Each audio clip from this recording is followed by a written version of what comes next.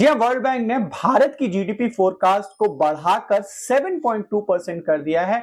अब ये इंपॉर्टेंट इसलिए है क्योंकि जिस तरीके से भारत ने पिछले 2 क्वार्टर्स में खासकर Q1 और Q2 में ग्रोथ दिखाई है वो एवरेज 8% पे है और रिजर्व बैंक ऑफ इंडिया ने भी बोला था कि जो रफ्तार है वो 7% से ज्यादा होने वाली है, तो ये लगभग उसके आसपास प्रोजेक्ट करता है। लेकिन सबसे जरूरी बात यह है कि टैरिफ्स का जो इंपैक्ट है वो ऑलरेडी उन्होंने अकाउंट किया है। उसके बावजूद न सिर्फ FY26 में बल्कि FY27 यानी कि अगले वित्त वर्ष और उसके अगले वित्त वर्ष भी 6.5% से ऊपर की रफ्तार बनी रहेगी।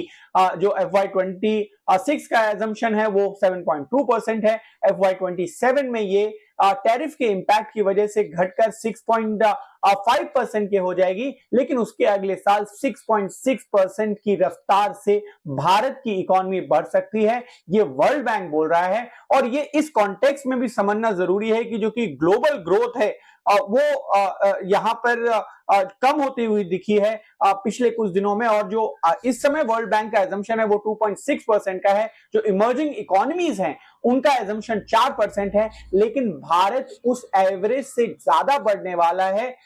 यहां पर जो भारत की रफ्तार है ग्रोथ की वो 7% से ऊपर यानी 7.2% ना की जा रही है और अगले 2 साल में भी वो 6.5% के ऊपर रह सकती है।